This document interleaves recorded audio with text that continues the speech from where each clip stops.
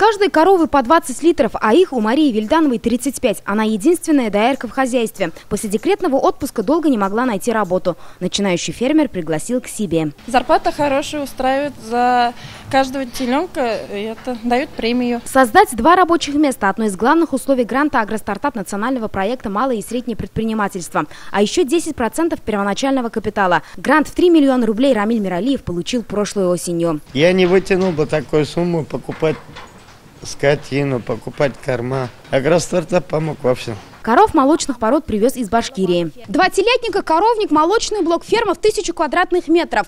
Взяли в аренду и обустроили заброшенное здание за 2 месяца. В планах сделать ремонт и построить новый амбар. Начинающий фермер вступил в кооператив «Берекет». Корма по сниженной цене за литр молока 24 рубля. Так за 3 месяца он вышел в прибыль. План у меня построить новую ферму и расшириться. И новые рабочие места, они всегда будут. Вот эти мои первенцы. От них мы собираемся получить прибыль. Только за месяц родились 15 телят. Условия есть, говорит фермер. Взял в аренду 200 гектаров земли. Корма готовят сами. 600 рулонов сена заготовили, 500 рулонов соломы заготовили. И это нам хватает.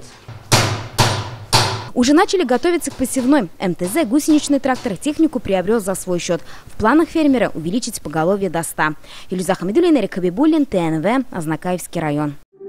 Yoz yaxshi xabarlar olib keladi. Yangi asr kanalida dunyo ko'rgan Jili izlayjonlar filmini qo'bat qarorga tilaysizmi? Ko'p sonli tomoshachilar so'rovi bo'yicha filmning barliq seriyalarini hozir tnv.ru saytida ko'rarga bo'ladi.